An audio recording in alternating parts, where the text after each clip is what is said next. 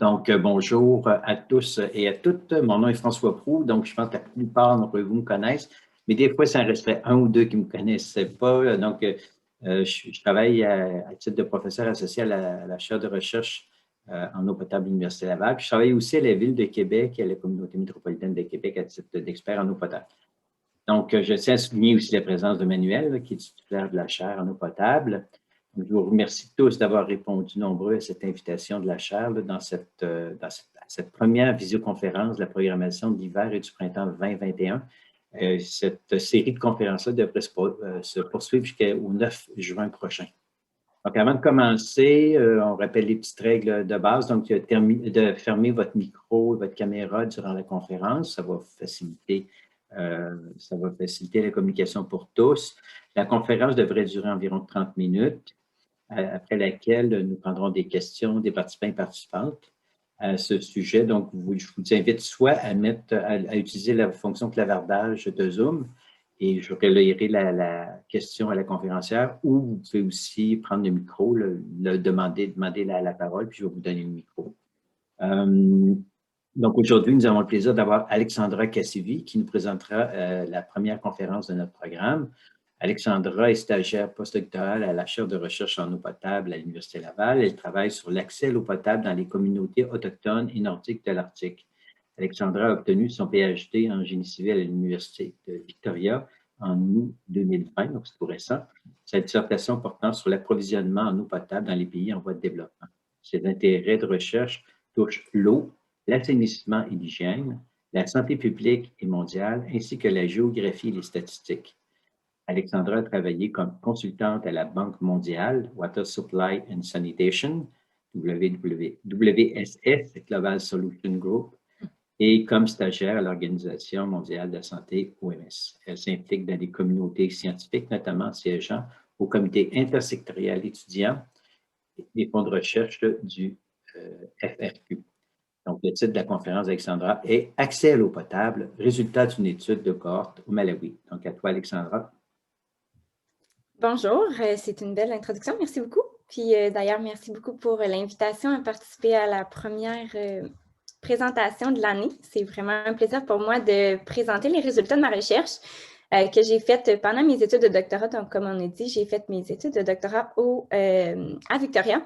Donc, j'ai fait mon terrain au Malawi et j'ai terminé cet été. Donc, en plein milieu de la COVID, j'ai fait ma défense à distance. Puis, j'ai pas eu beaucoup d'occasion de présenter les résultats encore, étant donné que la majorité des conférences auxquelles je devais aller là, au mois de septembre, octobre, ont été annulées à cause de la COVID. Donc, ça me fait beaucoup plaisir d'être ici aujourd'hui puis de vous présenter les résultats. Premièrement, j'ai un chat, fait que ça se peut que des fois, il se présente là, si vous avez le vidéo quand même en gros. Puis, deuxième chose aussi, là, je travaille beaucoup en anglais, puis mes présentations habituellement sont en anglais, donc ça se peut qu'il y ait un petit peu des choses qui soient pas 100% traduites, donc j'aime mieux juste le mentionner à l'avance, mais je vais vraiment m'assurer de vraiment faire la présentation en français. Alors, sans plus tarder, je vais vous présenter un petit peu. Oups, on dirait que ça ne marche pas. OK. Donc, tout d'abord, je pense que c'est important de présenter un peu la problématique parce que de manière générale, on n'est pas beaucoup de personnes à travailler sur l'accès à l'eau dans des communautés qui vont être un peu plus éloignées. Donc, qu'est-ce que c'est avoir accès à l'eau potable? Donc, ce n'est pas nécessairement pour tout le monde la même chose. Donc, ici, on a l'eau au robinet, ce qui est vraiment différent un peu partout. Et puis, on a des classifications qui sont faites pour déterminer qu'est-ce qui est accessible un peu plus. Puis là, ici, sur ce graphique, on va voir différentes catégories d'accès. Donc, on a amélioré. Donc, 92 % de la population mondiale ont accès à une source d'eau améliorée. Et puis, une source d'eau améliorée, c'est une source qui, de par la nature de sa construction, va fournir de l'eau potable. Donc là, pour l'eau potable, on fait juste référence, en fait, finalement, à la technologie qui va être utilisée à la source, sans forcément parler de la qualité. Ensuite, on va avoir 89 % de la population qui va utiliser au moins un service de base. Donc, c'est avoir accès à une source qui est dite améliorée. Donc, ça peut être un puits, mais il va être couvert, donc c'est considéré comme amélioré, mais il doit être situé à moins de 30 minutes, aller-retour. Bon, encore là, si on descend encore un petit peu, on a 74 % des gens qui vont utiliser une source qui va être localisée sur place, donc comme nous ici, qui vont avoir accès à l'eau directement au robinet.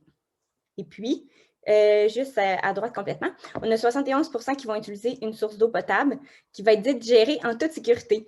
Donc, ça, c'est une nouvelle classification qui a été en fait établie en 2015. Puis, on va parler d'une source qui est sur place, qui est disponible au besoin, donc tout le temps. Et puis, exemple de contamination et de matière fécale. Aussi, on parle de produits chimiques d'intérêt prioritaire, donc l'arsenic et le fluor. Donc là, comme vous pouvez voir sur ce graphique, en fait, dépendamment de la définition qu'on va donner à l'accès, ça va beaucoup varier, ça va beaucoup faire changer les chiffres. Et puis, au final, on se rend compte qu'il y a beaucoup de gens encore qui n'ont pas accès à une quantité d'eau adéquate ou à une bonne qualité ou même à quelque chose qui est accessible. Donc, lorsque l'eau potable n'est pas disponible sur place, les membres des ménages, donc principalement des femmes, peuvent avoir besoin de passer des heures à aller chercher de l'eau. Bien que les estimations donnent un aperçu de l'accès, des aspects importants restent non couverts et sous-étudiés. Donc, on se demande si assurer la propriété de l'eau au point de collecte, c'est une bonne chose. Effectivement, souvent, c'est ce qui est mis de l'avant. Mais qu'en est-il de l'impact de la contamination post-collecte et de la qualité de l'eau au point d'utilisation? Donc, c'est bien d'avoir une source qui est dite améliorée, mais est-ce que c'est assez?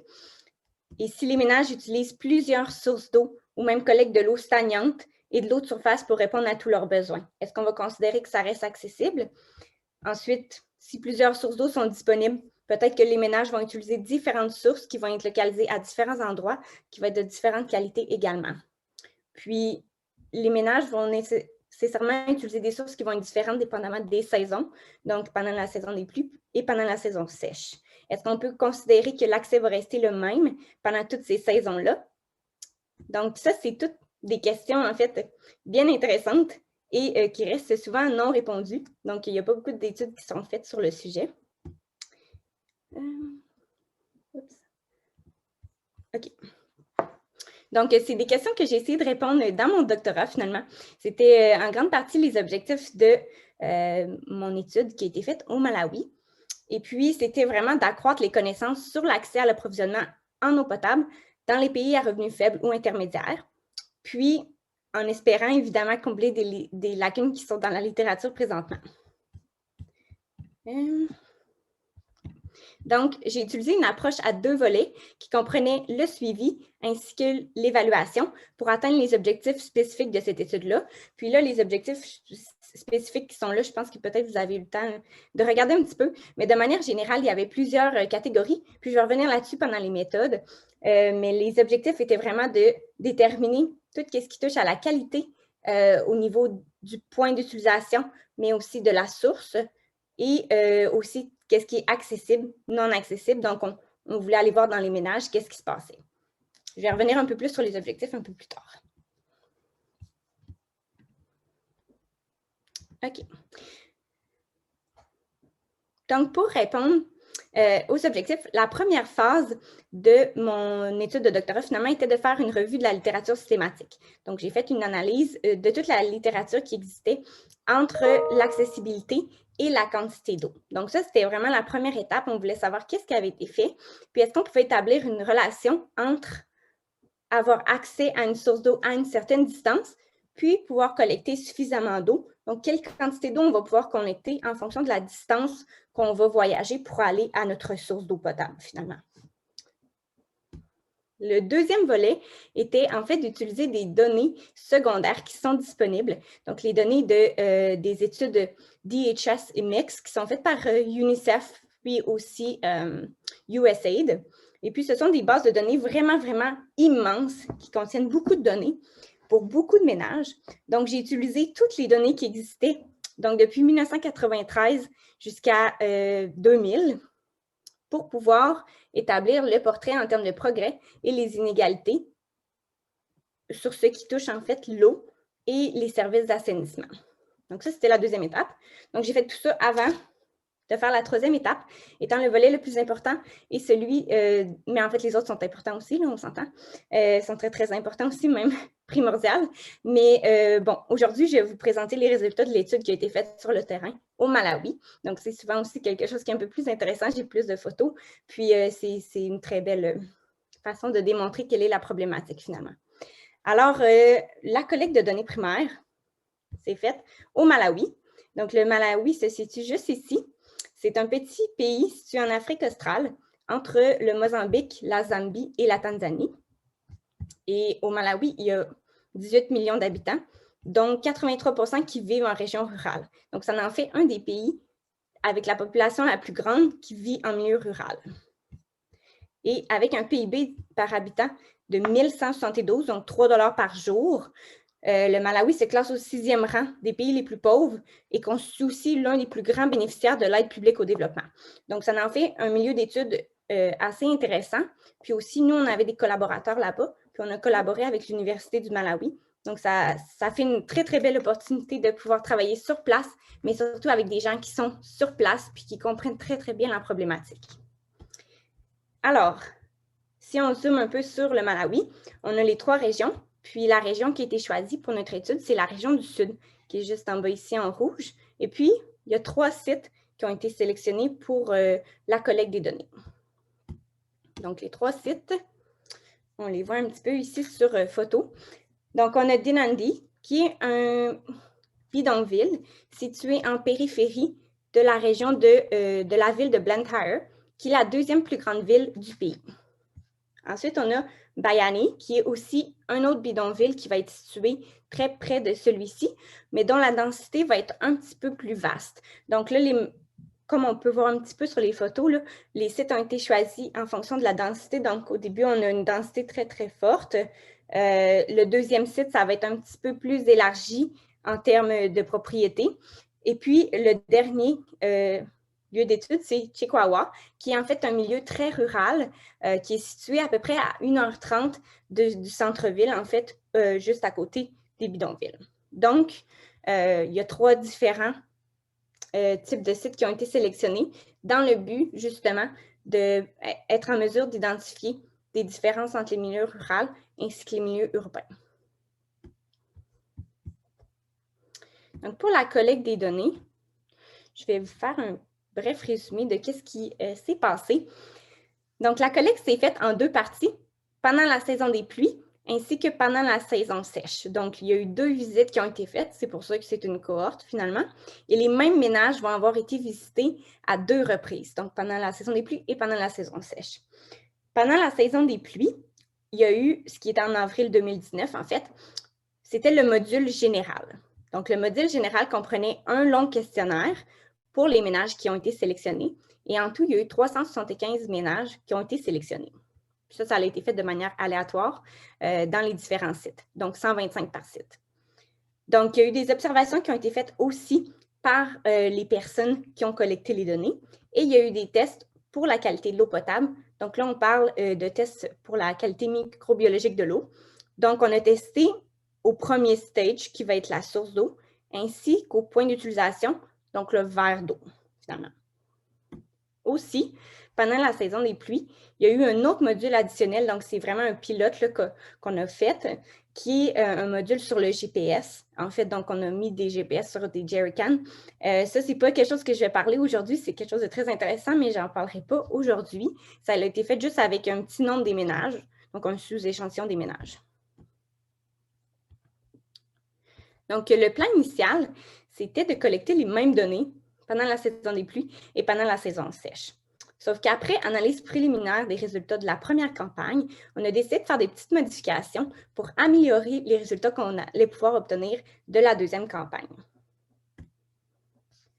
Donc, en plus du module général qui a été fait dans la saison des pluies, on a décidé de faire un module approfondi pour collecter plus d'informations, comme je disais. Donc là, il y a eu un questionnaire additionnel sur les habitudes de collecte. Donc, on voulait savoir à chaque étape de la collecte, qu'est-ce que les gens faisaient. Donc, combien de containers vous utilisez? À quelle fréquence est-ce que vous allez collecter de l'eau? Lorsque vous allez collecter de l'eau, est-ce que vous utilisez, par exemple, un funnel, un entonnoir pour remplir votre container ou vous allez simplement remplir directement dans votre container? Donc, ça, c'est toutes des questions, des exemples de questions qu'on a posées. Ensuite, il y a eu des observations additionnelles qui ont été faites. Ça s'est fait en 2 parties aussi. Donc, les personnes qui collectaient les données ont aussi observé la personne pour aller collecter de l'eau, finalement. Donc, là, il y a eu beaucoup plus d'observations qui ont été faites. Et on a rajouté 2 tests pour la qualité de l'eau. Donc, dans le récipient pour la collecte, ainsi que dans le récipient pour conserver l'eau une fois rendue à la maison.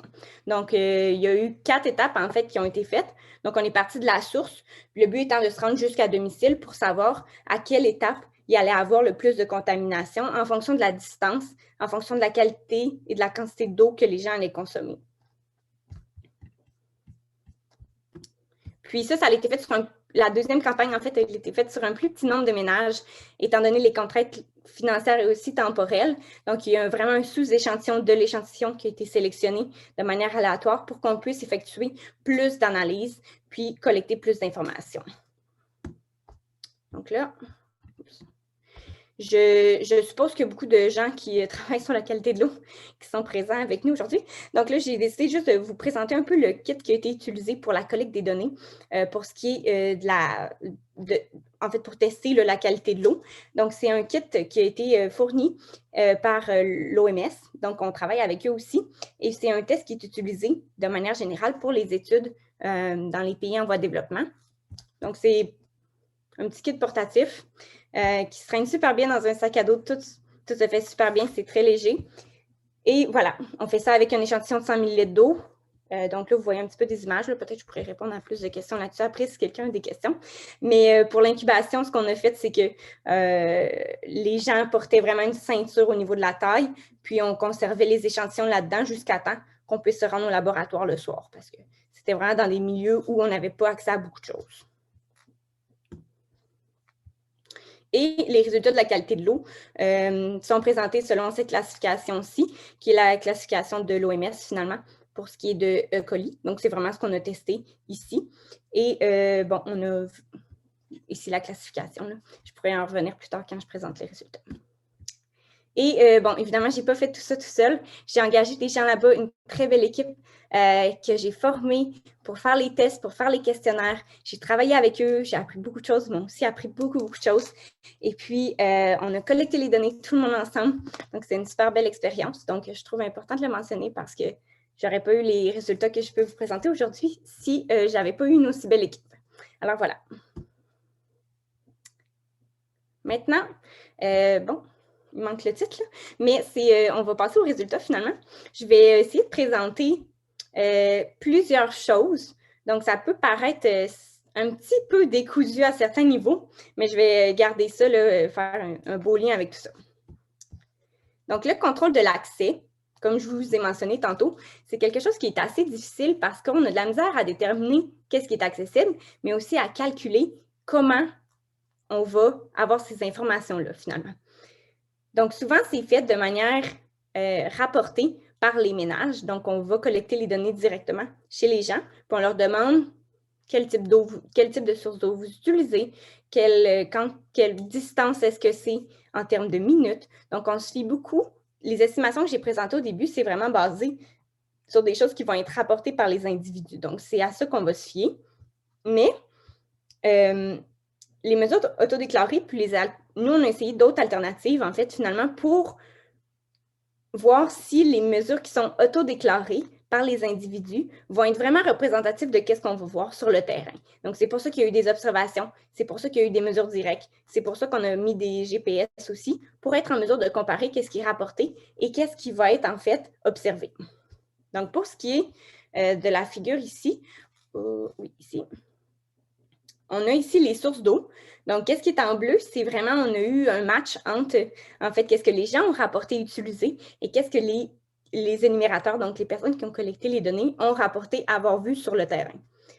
Donc, il y a une petite partie ici qui, ça va peut-être différencier, mais c'est vraiment pas beaucoup comparé à d'autres mesures qui vont avoir été prises. Pour ce qui est du container aussi, c'est vraiment généralement rapporté de la bonne manière. Donc, c'est significativement corrélé là, entre les deux. Par contre, la perception des ménages sur la qualité de l'eau qu'ils vont utiliser était cependant généralement très surestimée par les gens. Donc ici, ça va être en rouge, surestimé, oui, en rouge, par rapport à la qualité microbienne réelle de l'eau testée. Donc, on leur a demandé comment ils percevaient en fait la qualité de l'eau qui était consommée, qui était utilisée à la source puis on a fait la comparaison avec ce qui était mesuré en termes de qualité. Donc, l'association entre la perception des ménages et la qualité microbienne à la source, et non directement au verre, montre qu'ils sont plus susceptibles de s'appuyer sur la qualité perçue de l'eau au premier stade de la collecte. Parce qu'ici, sur ce graphique, on a la perception par rapport au verre et par rapport à ce qui est à la source. Donc, on a un match beaucoup plus élevé pour la qualité, qu'est-ce que les gens estiment bon, puis qu'est-ce que finalement on rapporte comme étant de meilleure qualité. En tant que tel, puis aussi, c'est quelque chose que j'ai remarqué parce que j'ai aussi collecté les données. Les gens vont mentionner qu'ils ont accès à une source d'eau, puis vont mentionner aussi qu'ils sont satisfaits de manière générale que la qualité est bonne à la source. Puis, effectivement, ce qu'on voit, c'est que c'est le cas. C'est juste que les gens vont vraiment se fier sur cette idée-là en se disant qu'elle va rester aussi bonne une fois rendue à la maison. Mais ce qui se passe entre les deux, il se passe beaucoup de choses. C'est dans des milieux qui sont très défavorisés. Donc, il se passe beaucoup de choses, mais la perception des gens provient vraiment de ça. Puis, il y a beaucoup de choses qui peuvent expliquer ça, là, notamment le fait que quand on vient pour construire une source, surtout particulièrement au Malawi, il y a eu beaucoup d'organisations qui sont allées construire des sources. Puis, c'est souvent mis de l'avant comme quoi que ça allait faire que ça allait changer tout au complet. Donc, le fait de mettre une source d'eau améliorée, c'est pas forcément, c'est une bonne solution. C'est juste qu'il y a beaucoup de choses qui se passent après. Puis, les gens, souvent, vont garder cette première perception-là. Puis, c'est ça qu'on voit ici, finalement.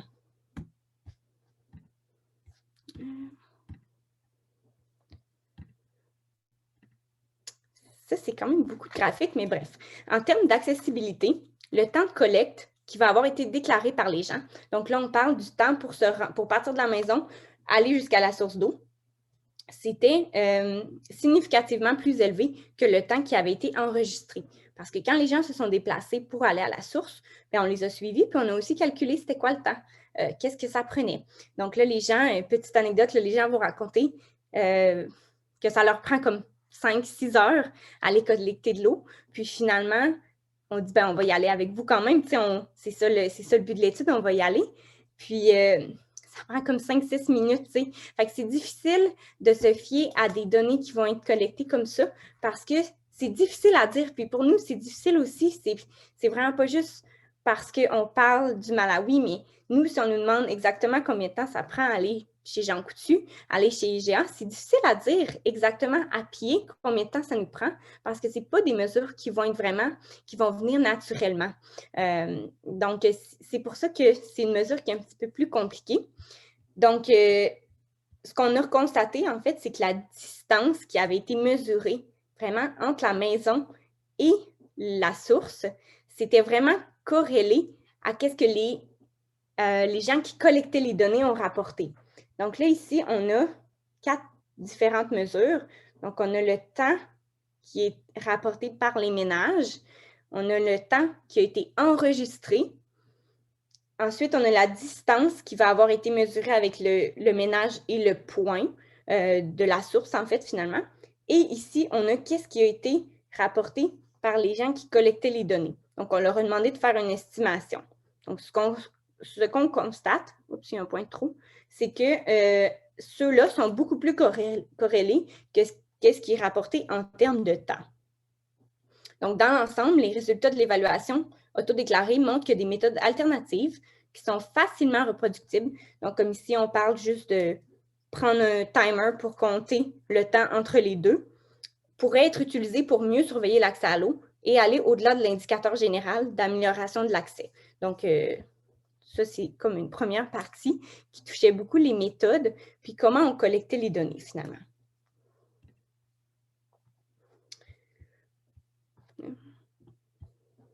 Donc, les résultats précédents ont mis en évidence la nécessité de mieux comprendre les perceptions des ménages sur la qualité de l'eau, mais aussi d'évaluer l'étendue de la collection post-collecte. Puis là, je veux vraiment focuser là-dessus aujourd'hui juste parce que je sais qu'il y a beaucoup de gens qui sont intéressés par la qualité de l'eau ici. Je pense que c'est un aspect qui est très important du projet. Et puis, les résultats de l'étude de cohorte montrent que l'eau est susceptible d'être contaminée entre le point de collecte et le point d'utilisation. C'est quelque chose que j'ai déjà mentionné à plusieurs reprises. En saison des pluies, on a observé une dégradation dans 67 des ménages. Donc là, ici, sur les deux graphiques, on va avoir ici la source, puis on va avoir le vert, en fait, étant donné, en fonction de la classification du niveau de risque en termes de contamination. Donc là, on a moins de 1 CFU pour ce qui est very low. Et ça, c'est vraiment qu'est-ce qui est recommandé. Donc, c'est ça qu'on veut. Puis, on voit ici qu'à la base, 61% des sources d'eau étaient effectivement sans présence de E. coli, alors qu'à la fin, on en observe seulement dans 15% des ménages. Donc, on voit qu'il y a une grosse différence, puis aussi beaucoup plus de verre où l'eau était très contaminée à la fin.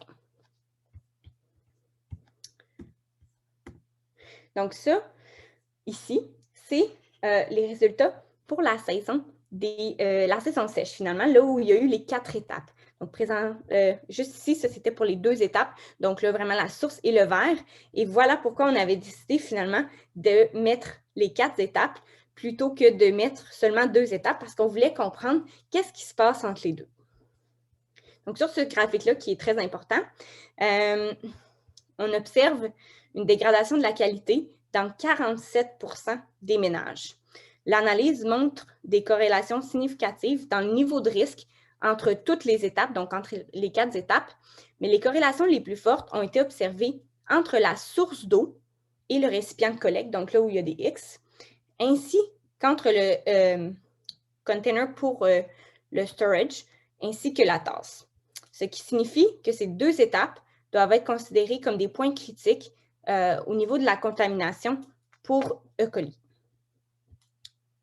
Ne pas laver le récipient avant de collecter de l'eau a également été associé. Attendez un peu. Oui, ne pas laver le récipient avant de le déposer à la source d'eau et utiliser le même récipient pour la collecte et pour le storage. Donc là, il y a des ménages qui vont rapporter utiliser le même récipient. Donc, on va collecter de l'eau, on arrive à la maison, on dépose le récipient. Puis, il y a des ménages qui vont dire, bien, nous, on utilise un container, on le remplit, rendu à la maison, on le verse dans un autre container. Donc, ça, ces 2 étapes-là, le fait de rincer le container et le fait d'utiliser des différents containers, ont été identifiés comme des facteurs de risque importants pour la contamination. Donc, laver le container et utiliser 2 storage sont des bonnes manières de réduire les risques qui vont être associés entre les différentes étapes de la contamination. Donc, dans l'ensemble, une dégradation de la qualité était plus susceptible de se produire dans les ménages utilisant des sources d'eau initialement exemptes de contamination. Donc, ce qu'on voit ici, donc ça fait comme, c'est un petit peu logique, là, dans le sens où s'il n'y a pas de contamination, il y a plus de chances d'en avoir que s'il y en a déjà. Puis, on a observé que la qualité d'eau restait constante dans de nombreux ménages aussi. Donc là, en gris, on voit vraiment comme les courants. Là. Donc, qu'est-ce qui se passe entre chacune des étapes? Donc, c'est vraiment un graphique intéressant. Là. Je pense que je pourrais le décrire pendant vraiment longtemps, mais bon, je vais arrêter ici. Là. Les résultats, ça met vraiment en évidence la nécessité de se concentrer aussi sur les comportements des ménages. Donc, comme on a vu ici, le fait de laver, le fait de changer de container, ce sont des façons qui, sans forcément que les gens le savent, peuvent les aider à améliorer la qualité d'eau ou du moins de s'assurer qu'elle ne soit pas plus contaminée entre les différentes étapes.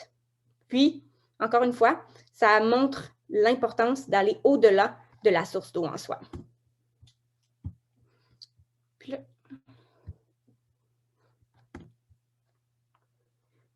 là, je vais terminer avec ça là, pour pas que ça s'étire trop. Les résultats de l'évaluation de la qualité de l'eau ont souligné aussi l'importance de mieux comprendre les comportements, comme je disais, en matière d'accès. Puis là, on voulait savoir aussi quelles sources les gens utilisaient. Donc, on leur a demandé la première source, la deuxième source et la troisième source. Donc, qu'est-ce qui est qu'est-ce qui va être utilisé et pour quelles raisons vous allez utiliser celle-là en premier, celle-là en deuxième, celle-là en troisième. Puis, on a fait un comparatif entre la saison des pluies puis la saison sèche. Donc, les ménages étaient plus susceptibles de dépendre de plusieurs sources d'eau pendant la saison des pluies, comme indiqué en jaune ici, par rapport à la saison sèche où les ménages dépendent principalement d'une seule source d'eau. La proximité de la source s'est avérée être le prédicteur le plus important pour la sélection d'une source d'eau principale, Donc, quand on veut savoir pourquoi les gens utilisent celle-là en premier, c'est souvent et majoritairement parce qu'elle est plus proche. Les ménages utilisant une seule source d'eau étaient plus susceptibles de marcher moins et de collecter plus d'eau. Donc ça, c'est vraiment quelque chose qu'on a découvert qui est relativement important. Donc, quand on utilise une seule source, c'est souvent parce qu'on a un très bon accès à celle-ci. Donc, les ménages qui vont utiliser plusieurs sources, c'est vraiment de manière à, bon, avoir de l'eau par-ci, avoir de l'eau pour ça. Donc, on veut vraiment utiliser ça comme une stratégie pour être en mesure d'avoir un meilleur accès.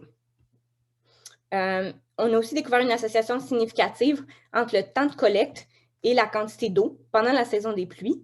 Puis les résultats montrent aussi que la fréquence des voyages, donc le nombre de voyagements que les gens vont faire par jour pour aller chercher de l'eau, c'était également associé à la quantité d'eau qui va être collectée dans une journée, mais pas nécessairement au temps de collecte. Donc les gens vont se déplacer X fois, donc 5 fois, peu importe la distance, par exemple, mais ça va être associé à une meilleure quantité d'eau et non forcément, on ne va pas faire plus de déplacements ou moins de déplacements, même si la source est plus proche. Donc, c'est quand même quelque chose d'intéressant parce qu'on pense souvent que si on amène une source d'eau plus proche de la maison, les gens vont avoir tendance à y aller plus souvent, ce qui n'est pas forcément le cas ici. Donc, les résultats suggèrent que les sources d'eau peuvent être plus accessibles pendant la saison des pluies. Puis, ça peut encourager aussi les ménages à choisir la source d'eau qui est la plus fiable. Donc, ce qui est une bonne chose. Les ménages peuvent collecter de plus grandes quantités d'eau pendant la saison des pluies, mais les résultats montrent aussi que la qualité d'eau est plus susceptible d'être contaminée au point d'utilisation pendant la saison des pluies, donc à la maison. Le manque de direction dans les préférences des ménages pendant la saison sèche, donc les gens vont utiliser plus de sources aussi, met en évidence le défi à relever pour accéder à l'eau potable lorsque moins d'options sont disponibles. Donc, en saison sèche, évidemment, il va y avoir moins de choix qui vont être disponibles. Donc, ça va jouer beaucoup d'impact sur qu'est-ce que les ménages vont faire. Puis, ce qu'on a constaté, c'est qu'il n'y a pas beaucoup de direction là-dedans, justement, c'est qu'on ne sait pas qu'est-ce que les gens préfèrent faire, alors que c'est quelque chose qui est assez clair en saison des pluies. Puis, on en vient à cette conclusion-là. Puis, ça fait aussi beaucoup de sens parce que si on ne sait pas qu'est-ce qui est disponible, donc pendant la saison sèche, il y a beaucoup plus d'incertitudes. Donc, on comprend que les ménages vont accéder à qu'est-ce qui est disponible sans forcément avoir des préférences, puis sans forcément avoir des habitudes qui vont se répéter. Donc, c'est vraiment ce qu'on a découvert pour le moment.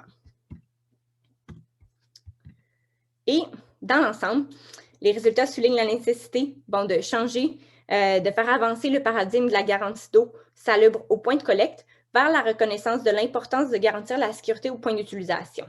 Ça permet aussi de souligner l'importance de se concentrer sur les variations entre la saison des pluies et la saison sèche en termes d'hygiène personnelle et domestique pour évaluer les implications pour la santé. C'est aussi nécessaire de tenir compte de l'utilisation de plusieurs sources d'eau afin de garantir des quantités d'eau suffisantes et un accès adéquat. Donc là, c'est peut-être des petites photos pour finir. Et ça ici, c'est les différentes publications. Là, je réalise qu'il y a eu beaucoup d'informations dans la présentation. J'aurais peut-être pu me concentrer sur un aspect en particulier, là, mais c'est qu'il y a tellement de choses, puis il y a tellement de données qui sont intéressantes, puis il y a plein de choses que je n'ai même pas analysées encore parce que j'ai des données pour encore plusieurs années. Mais si vous voulez lire davantage sur les différents sujets que j'ai parlé aujourd'hui, il y a déjà 4 articles qui sont publiés sur ces sujets-là. Donc, un spécifique pour chaque objectif là, qui était de mes études. Donc, voilà. Merci pour votre écoute. Puis, j'espère que ça a été quand même assez clair malgré la quantité d'informations qui a été présentée. Donc, merci beaucoup, Alexandra. On voit que tu es passionnée par ton sujet, ça c'est sûr, là. On le sent partout. Puis on se rend compte aussi qu'il y a une grosse différence entre ce qui est vécu au Québec, par exemple, au niveau de la perception par rapport à l'eau, parce que moi, c'est un sujet sur lequel j'ai travaillé. Donc, si les gens perçoivent, malgré une qualité d'eau élevée, les gens ont une mauvaise perception de la qualité d'eau au robinet. Donc, il y a un bon parallèle à faire entre les deux. J'ai déjà des questions qui sont arrivées sur le chat. Donc, Marie-Ève Jean qui dit « Bonjour, bon, merci pour la présentation. Dans le graphique des courants, pourquoi dans certains cas, l'eau passe d'un risque plus élevé vers un risque moins élevé? » Je ne sais Ça ici, oui. C'est Oui. vraiment une bonne question parce que, puis on me la pose souvent, cette question-là. C'est une question qu'on a encore un petit peu de difficulté à répondre. Il y a plusieurs choses qui peuvent expliquer ça, là, notamment ici, bon, on va avoir, si on prend par exemple ce courant-ci qui va descendre de là jusqu'au container ici, c'est des choses qui sont difficiles à expliquer, qui vont être possiblement associées. C'est vraiment un petit nombre là, qu'on va retrouver qui fait ça, mais c'est la classification, comme vous voyez, là, c'est une classification qui est assez large. Donc, on a en bas de 1 CFU par 100 millilitres, puis après ça, on a de 1 à 10. Donc là, si on passe de 11 à 100, ça se peut qu'on passe de 10 à 11 entre les deux échantillons, mais là, on va changer complètement de catégorie. Donc, il y a une autre étudiante qui était venue avec moi à la première campagne qui, elle aussi, a fait, en fait, elle a travaillé un petit peu plus sur ces aspects-là, puis a fait vraiment une étude pour voir c'était quoi les changements de catégorie finalement, puis est-ce que ça va avoir un impact sur les données, sur les résultats qu'on a obtenus. Puis on en est venu à la conclusion que ça causait pas, ça changeait pas, en fait, ça changeait pas de manière significative les résultats qui étaient obtenus de manière globale, même s'il y a des résultats qui vont s'en aller vers une autre catégorie. C'est la même chose pour on a fait des blank tests aussi pour être en mesure de déterminer ces choses-là. Voilà, c'est ça. Il y a plusieurs facteurs. Il y a aussi l'eau va rester ici là, au verre ou au container à la maison. Ça va faire peut-être plus longtemps que l'eau va être là que depuis qu'on l'a pris en fait au premier échantillon. Donc, il y a plusieurs choses qui peuvent expliquer ça. Ouais. Donc, c'est vraiment un portrait, c'est un niveau de risque. Puis, je parle de la qualité de l'eau de manière générale.